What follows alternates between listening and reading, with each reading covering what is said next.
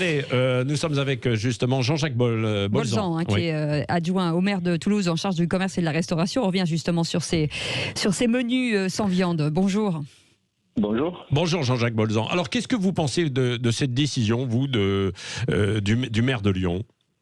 Écoutez, moi je trouve que cette décision, comme le disait le monsieur avant, est idéologique. C'est la viande, bien sûr qu'il ne faut pas manger tous les jours. Bien sûr qu'on est conscient qu'il faut en manger mieux, moins peut-être, mais mieux. Mais il ne faut pas stopper la viande. Tout le monde a le droit de manger ce qu'il souhaite. C'est-à-dire qu'on est dans un pays libre, dans un pays démocratique.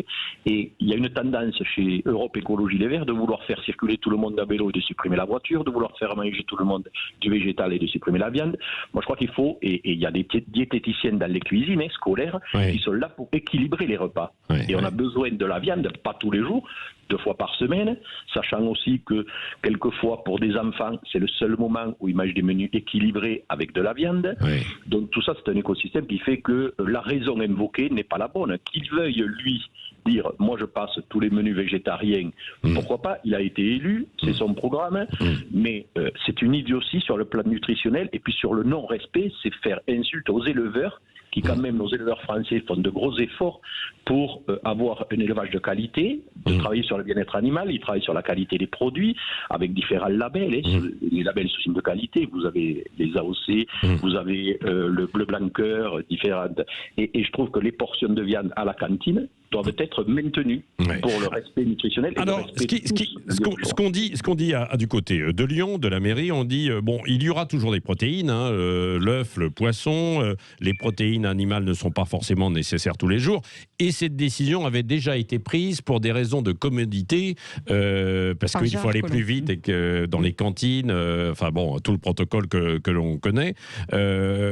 donc il faut aller plus vite, donc ça va être plus simple, menu pour tout le monde, le même, mais sans viande. Vous qui travaillez justement sur le commerce, la restauration et en charge du bien manger du côté de la mairie de Toulouse, que va-t-il se passer et vous voyez, vous, les choses pour les cantines scolaires de Toulouse? Est-ce que vous allez être obligé d'arriver à un menu unique comme ça pour simplifier les choses?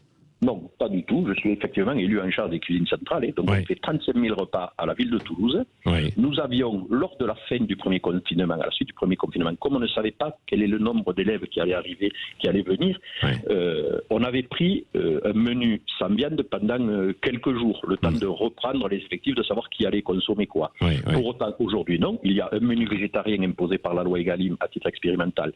Nous allons le maintenir. Et après, ce que nous faisons, mais ça depuis déjà 2015, vous voyez, c'est pas nouveau, on n'a pas attendu que Europe Écologie s'en mêle.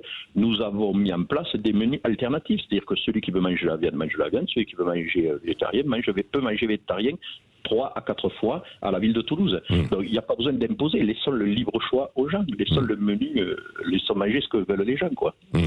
Bon, nous n'imposerons pas le menu sans viande. Et d'un point de vue du protocole en fait sanitaire, est-ce que ça peut simplifier vraiment les choses ou pas? Est-ce que cet argument est recevable? Pas du tout, non. Pas du tout. Pas recevable, pas du tout. Nous, 37 000 repas, je vous dis, c'est une grosse quand même cuisine centrale. Nous arrivons à faire, puisque les inscriptions sont prises à l'avance, c'est pas du jour au lendemain. Donc il n'y a pas de raison de sacrifier la viande dans les menus des cantines scolaires. Et est-ce que vous avez certains enfants qui ne consomment de la viande qu'à la cantine pour des raisons budgétaires, notamment familiales, quoi? Il y a quelques familles, alors là je ne vous donnerai pas le nombre exact, mais il y a quelques enfants, bien sûr, de milieux défavorisés. Vous savez, quand je lis quelques commentaires suite à différents articles où les gens disent écoutez, c'est pas grave qu'il ne la mange pas à la cantine, il mangera de la viande bio le soir en rentrant, ça c'est bon pour les bobos qui ont des moyens financiers pour donner de la qualité à leurs enfants. Et bien souvent, je le répète, souvent la cantine joue un rôle régulateur nutritionnel pour les enfants. Est-ce que il y avait eu cette opération qui avait été lancée il y a quelques années, qui est toujours en route, même si là, je pense qu'elle a été suspendue, c'est la semaine du goût, notamment dans les écoles, pour apprendre à bien manger et peut-être à avoir des repas, de tout, et avoir des repas plus équilibrés, quoi, encore.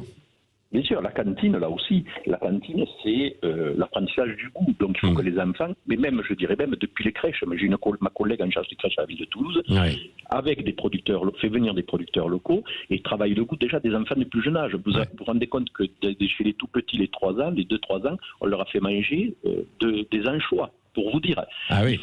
il faut arriver à faire goûter tout aux enfants. Pas facile, hein. déjà pour les plus de 30 ans, vous avez du mal. Ouais. Non, mais plus aussi prend tôt, mieux c'est. Hein. Ouais. Exactement, voilà, vous avez tout à fait raison. C'est l'apprentissage du goût.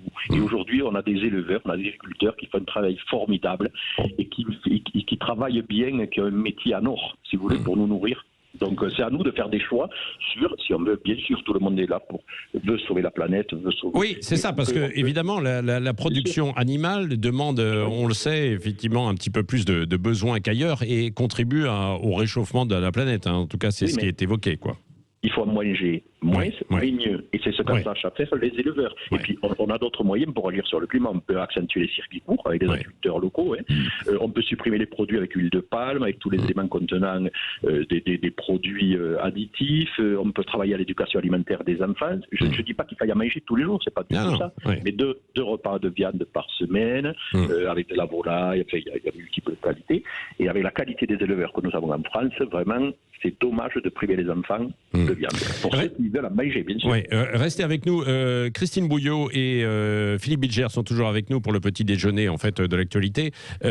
Christine, une réaction par rapport justement à cette décision en fait, de Lyon et d'une façon générale hein, sur ce qui se passe dans les cantines, dans les cantines à l'école. Quoi. Oui, il faut rappeler que la loi qui a été votée impose aux mairies un menu végétarien.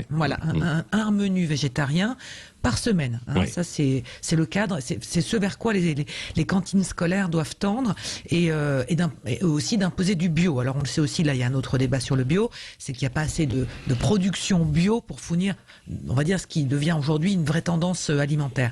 L'autre chose, dans le débat de Lyon, ce qui est intéressant, c'est qu'on voit que là, on est purement dans un débat totalement politique, puisqu'on rappelle que Gérard Collomb avait pris cette même mesure et quand il était encore aux manettes de la mairie de Lyon au moment du premier confinement, et ça n'avait posé, et c'est d'ailleurs ce qu'ont soulevé les écologistes et le maire de Lyon aujourd'hui. Et après, ce qui est intéressant aussi, c'est que d'autres mairies se sont positionnées très clairement sur des repas totalement végétariens pour les familles. C'est le cas de Montpellier. Le maire socialiste de Montpellier, au 1er janvier, a fait passer qu'il y aurait un repas végétarien proposé par semaine aux enfants et pour par semaine simplement quoi. Attendez, et pour les familles qui le souhaitent, elles pourront être en végétarien tous les jours de la semaine. Voilà, c'est-à-dire 4 jours ou 5 jours, ça dépend comment fonctionne la cantine scolaire et à quel rythme votre enfant y va. Mais donc, il y a des possibilités qui sont faites. Et cette proposition n'a posé problème à personne. Donc, on voit vraiment bien qu'on est dans une phase politique entre le maire de Lyon, le maire de Grenoble, le maire de Bordeaux, tous ces maires écologistes qui ont raflé des mairies qui intéressaient la République En Marche. Donc c'est très intéressant de voir ce qui se passe dans cette confrontation entre, on va dire, la République En Marche, en tous les cas le gouvernement et ces maires écologistes qui font entendre aujourd'hui des positions, on va dire radicales, mais en tous les cas qui font causer et qui amènent le débat public sur qu'est-ce qu'on doit manger à l'école. Voilà, procureur Bilger, est-ce qu'on fait un mauvais procès au maire de Lyon ? Non, pas du tout, Patrick Roger. Je rejoins totalement ce qu'a dit notre auditeur Jean-Pierre, si je me souviens bien, et puis bien sûr ce que vient de dire M. Bolzan. Oui, absolument. Je suis totalement d'accord avec lui. C'est-à-dire qu'on pourrait souhaiter aujourd'hui le retour du bon sens à propos des cantines. Il est clair que certains maires écologistes, même si Collomb avait introduit le... Ah, il y a une petite coupure de votre micro, mon cher Philippe Bilger. Ah, petite coupure, on ne vous entend plus. Vous avez été censuré. Non mais c'est ça, on a décidé de vous censurer. Conclusion avec vous, Jean-Jacques Bolzan, adjoint au maire de Toulouse. Vous avez entendu ce que disait à l'instant Christine sur ces exemples, ces initiatives qui vont plutôt dans le bon sens, quoi. Mais bien sûr, mais ce n'est pas une histoire politique. Nous, à la ville de Toulouse, je vous le disais, depuis 2015, on a mis en place des menus alternatifs. Et là, aujourd'hui, les cuisines centrales de la ville de Toulouse font un menu végétarien par jour. Et les élèves qui veulent manger uniquement végétarien peuvent le faire 3 à 4 fois dans la semaine. Donc, c'est l'alternative. C'est laisser libre choix à l'enfant de manger ce qu'il veut et de ne pas imposer. Parce que ce que fait le maire de Lyon, c'est un peu insinueux, mais c'est un régime pécétarien qu'il met en place. C'est pas végétarien encore. C'est-à-dire pas de consommation de viande, mais il mange des poissons et des fruits de mer et des œufs. Et il va passer après au végétarien. C'est pas le fait d'avoir un menu végétarien par semaine. Nous, là, ça pose aucun souci. C'est le fait d'imposer ça tous les jours à tous les enfants. Et concernant la décision de Gérard Collomb à la fin du premier confinement, ça doit être une décision comme nous, on a prise au début, ce que j'expliquais pendant les 15 premiers jours, c'est-à-dire le temps de voir, après le premier confinement, combien d'élèves allaient revenir à la cantine, quel type d'élèves, qu'est-ce qu'ils allaient manger, le temps de réorganiser le temps scolaire, le temps cantine, quoi. Voilà, c'est pas quelque chose qui est fait aujourd'hui. Aujourd'hui, il n'y a aucune raison de passer tout en végétarien. Voilà. Et c'est un affront fait à nos producteurs qui, chaque jour, font des efforts pour le bien-être animal, pour le respect de la planète. Et, voilà, et en plus de ça, et Jean-Jacques Bolzan, en plus de ça, il faut quand même convaincre les enfants de manger végétarien et de manger des légumes. Et alors là, c'est une autre paire de manches, parce que c'est quand même un peu compliqué, parce que quand il faut entendre ce que nous disait tout à l'heure le nutritionniste Frédéric Salman qui était avec nous, il voudrait lui aussi entendre les enfants sur ce qui est proposé. Bon, je sais qu'il y a dans certaines municipalités des questionnaires pour savoir ce qu'ils aiment bien manger, etc. Alors, faut pas toujours les suivre, parce que si vous les suivez, vous aurez tous les jours le même menu. Hein, bien souvent des pâtes et encore un peu de frites, quoi. Par exemple, nous, tous les mois, on fait les menus pour le mois d'après avec une diététicienne. L'idée qu'on a eue aujourd'hui, à partir du mois prochain, c'est qu'on va faire venir 2 ou 3 enfants pour faire le menu d'une semaine, par exemple. En étant drivé, bien sûr, par une diététicienne, parce que sinon, on pourrait avoir des aberrations. Mais il faut que les enfants aussi soient là et puis leur expliquer pourquoi on met tel produit, leur faire goûter. Voilà, c'est la découverte, c'est le goût. Donc, il faut qu'ils mangent tout type de produits. Après, ils seront assez grands pour se faire une raison, c'est le manger que végétarien ou que de la viande tous les jours. Ça, mais à la cantine, c'est la cantine pour tous. Et donc, on a mangé tous les types de produits. Et stimuler les palais. Merci beaucoup.